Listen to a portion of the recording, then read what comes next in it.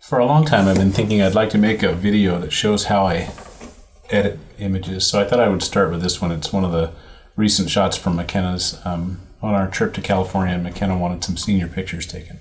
So I'm going to start with this. I'm in Lightroom, and so I always start at the beginning and I set the white. I try setting the white balance automatically just through the quick develop screen. So I'll do that, and it throws a little more yellow on it than I want, but I can come back and I can correct that. And then I'll try auto tone. In this case, it doesn't do it. It's too much. I can drop it down, bring it up, clarity up, clarity down. But I'm going to go ahead and go back in here and undo. Here's my history over here. I'm going to go back and just go down like that. Okay. So to get started, I'm gonna take a little of the blue out of her. So I'm gonna take this the radial tool, and I'm gonna select most of her, and this will affect her, and then anything outside this tool will be unaffected. So I'm gonna bring some of the yellow out of her, not a lot, just a little bit, and then I'll select that tool again, and now I'm going to take the yellow out of the background. So I'm going to put a duplicate circle. Actually, I could do this. I'll select this, make a copy, and then I'm going to invert it.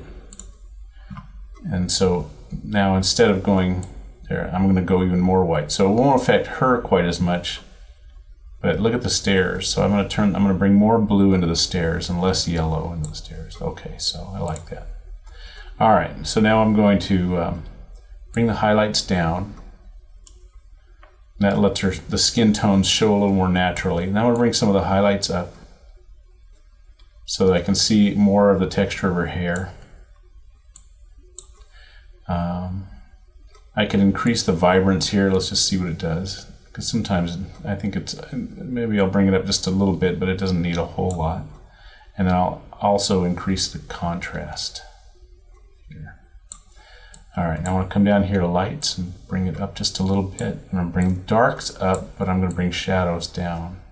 So now it's nice and contrasty. And I can kind of review what I've done here. I can go to the history and say, okay, here's what it was when I started. Here's what it looks like now. And you can see the difference. Looks pretty good. Okay, once I'm done with, well, actually, while I'm here, let me go down here. I want to sharpen her face up just a little bit. So I'm going to go back to the radial tool, and I'm going to select her face, and I'm going to bring the sharpness up. So I'm also going to reduce the noise a little bit here, so I can come in close and kind of see what that did. So I can back out of it, and it just took some of the fuzz out of her face. It makes it a little clearer, crisper. Okay, and the last thing I want to do is I want to crop the image so it brings her more into the frame. There we go.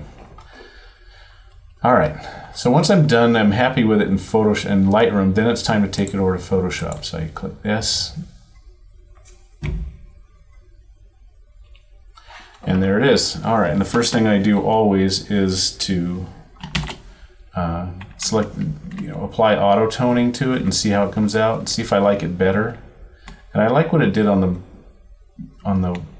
blue and white stairs, but I'm not as crazy about what it did to her face. But I'll go ahead and leave it, and then I'll adjust the colors later on. So once I get it in here, I want to start making some cleanups. Actually, I'm gonna apply auto levels and see if I'm happy with it, and I am. It just brings some contrast into it and makes it a little richer, so I'm going to leave that there. And that's it's on a smart layer, so if I didn't like that, I could always reduce the opacity of it. If I liked it but not totally loved it, I could change the opacity. In this case, I really like it, so I'm going to leave it. But if it was too strong, I could back it off like this. I could also go back in and adjust it if I needed to, like this. But I was pretty happy with it, so I'm just going to leave it the way it was. Okay, now it's time for some touching up. So thankfully Kenna has pretty good skin. So I'm going to use my stylus pad, and I'm going to just go in and clean up any blemishes. So I'm going to take the healing brush tool, and I'm going to adjust the size of the brush tip until I'm happy with it. Oops. Okay. Select the layer and make a copy of the layer, and then I can start going to work. And I have current and below selected up here on the from where it's sampling. So we'll just find the little spots, whatever we don't want to see, and clean them up.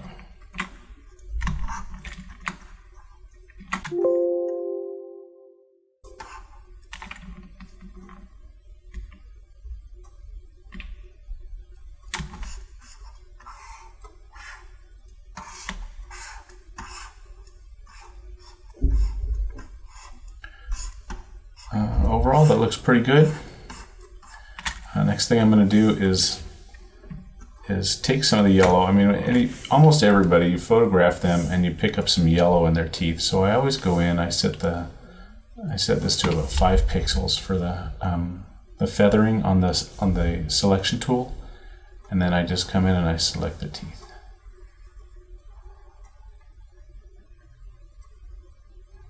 Even people with gloriously white teeth, if the light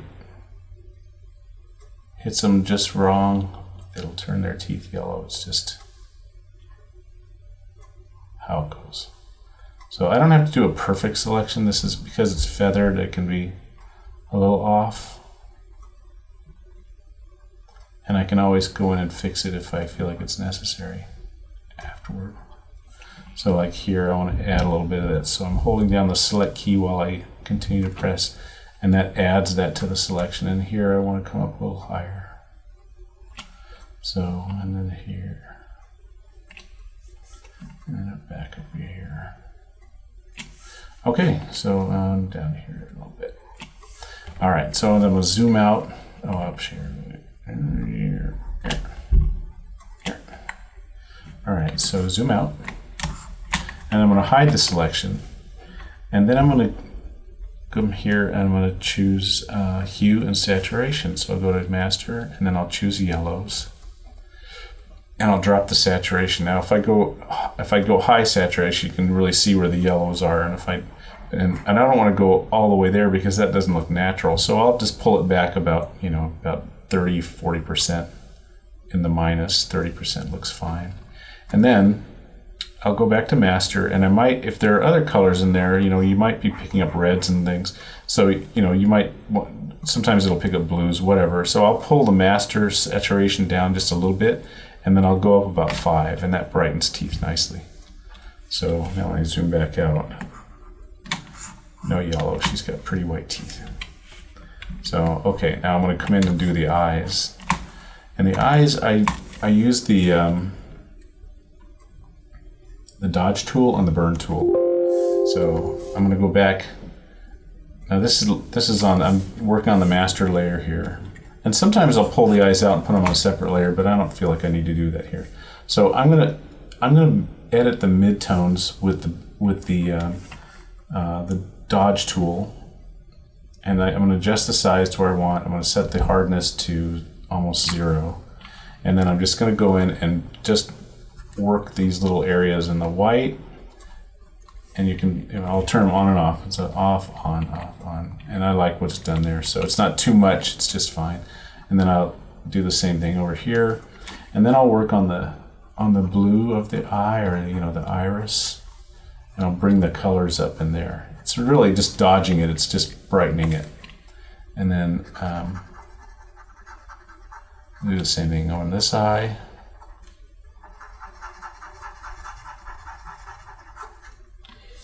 And like that. So if I zoom back out now, and I look at and I go back to where before I started on the history, you can see how I brought it up. And really, it's not faking the eye color. It's just as though the flash hit the eye. So I'm bringing the light in. Now I'm going to build up the contrast by switching from the dodge tool to the burn tool. And I'll reduce the size, and I'm gonna adjust the shadows. So I'm gonna come down here and make that a little bit bigger, and I'm gonna just go over the outside of the iris and the pupil. And I have this exposure set to 3%, so it's just doing a light burn. It's not hitting it really hard. And then I'll also hit around the eyes, just to build some contrast there. And that'll make the eyes pop really nicely. Hit the lashes.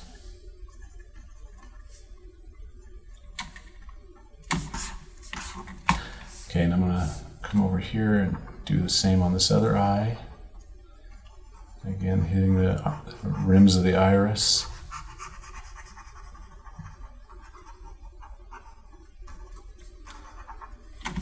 Okay, zoom out, and that looks pretty nice. And then I come back in, and I'm going to go back to my dodge tool, and this time I'm going to hit the highlights.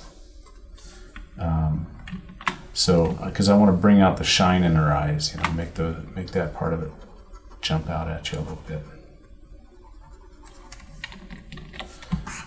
And this is just picking up the highlights from the natural sunlight. So I'm going to zoom out, and now her eyes look liquid. They look beautiful. So good. Once I've got it to where I want it, I'm going to zoom out.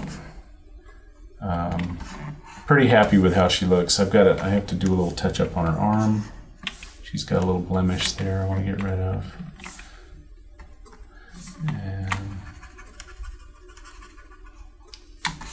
anything else? I don't get rid of moles generally unless someone wants it removed. But I feel like acne is temporary. I don't think it's, you know, it's not a part of who someone is. It's transient. It comes and it goes. And I'll also go through and I'll correct other things that are just distracting, like just little. Like I don't like this mark up on on this thing, so I'm gonna just get rid of it. Oop. Really have to align that carefully. There we go. And a little bit here, a little here, and that's pretty good. Okay. So once I'm happy with it like this, I go, okay, I like that, that's fine. Then I'm gonna zoom back in. Now I'm gonna come all the way up here. Now all these layers, like here's her blemishes and the marks in the wood, so I can turn that off and on. Here's my hue saturation. I'm also gonna do selective color on a smart layer, and I'm gonna bring up the reds a little bit because when I did the toning in the beginning, it made her a little yellow, and I wasn't happy with that. So I can bring up the reds here. Red is the opposite of cyan, so I'm going to come over here and jack this up just a little bit, not a lot, but enough, just to give her some rosy color. I can bring the yellows over if I like and give her more of a tan, but in this case, I don't think that really helps. So I'm just going to leave that as it is. I'm going to select cyan. I'm going to drop out the yellow. I don't want that much yellow in that wood behind her, so I'm going to drop that down a little bit, not a lot. And then I'm going to do blues. I'm going to do the same thing. Let's see if that. So just enough to where it's really standing out as a nice, crisp, pretty blue. Okay. So once I'm happy with that, I look at the image and I say, okay, that's pretty good. I'm happy with that. So I'll come up. Now I want to smooth her skin. So I'm going to use a technique called frequency separation. So I'm going to make 2 copies.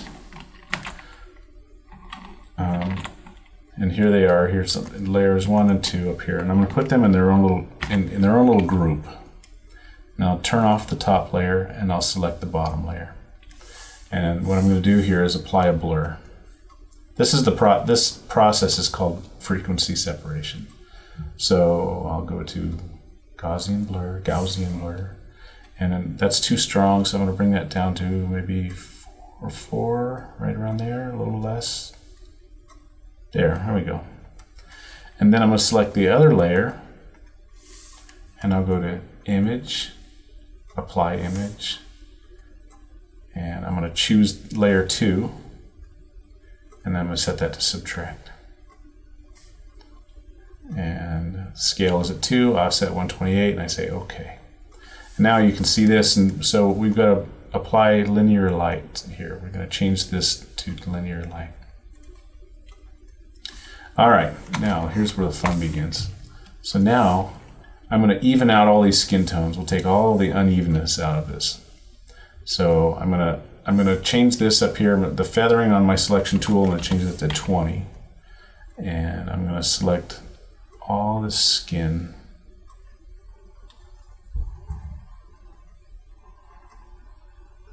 In this area.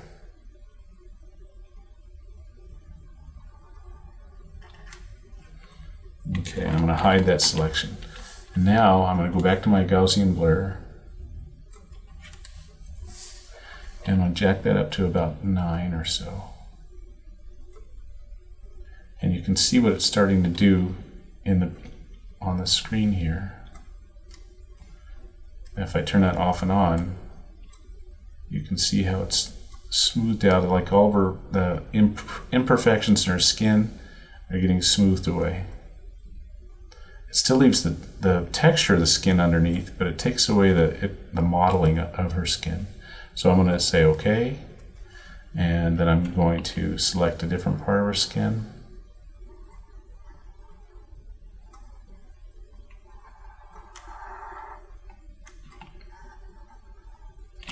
And I'm going to apply the same effect by hitting Control F. It'll just redo that. And then I'm going to do another part of her skin. I'm just selecting the broad pieces of skin. I don't necessarily want to do it on her laugh lines or anywhere else around there. So, and again, F.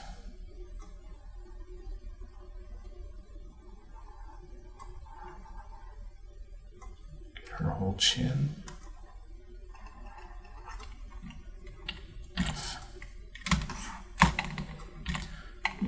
Then I'm going to hit release. Oops, I did that twice on accident and I didn't want to. There we go. Now I'm also going to get her neck because you can see this the skin texture in here. So I'm going to come down here and just do it all. It's all the skin that's visible. Otherwise it doesn't look, if it's not applied everywhere, then it starts to look unnatural. So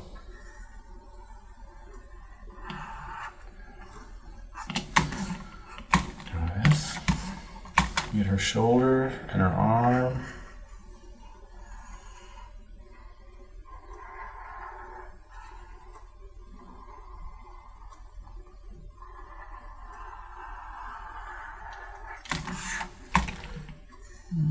The rest of it.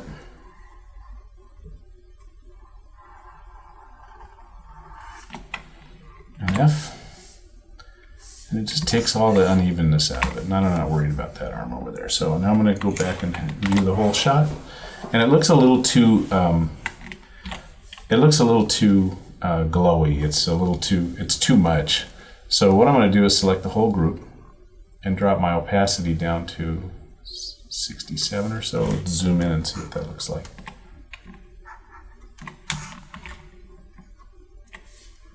Okay. It's still a little heavy, so I'll just come back down off it a little bit more. 45, and that looks pretty natural. So I'll zoom out, and that looks pretty good. So in the end, I started with this in Lightroom, and I did these edits, and then when I finished in Lightroom, I went over to Photoshop, and this was the final result. So again, from here to here to here. Voila!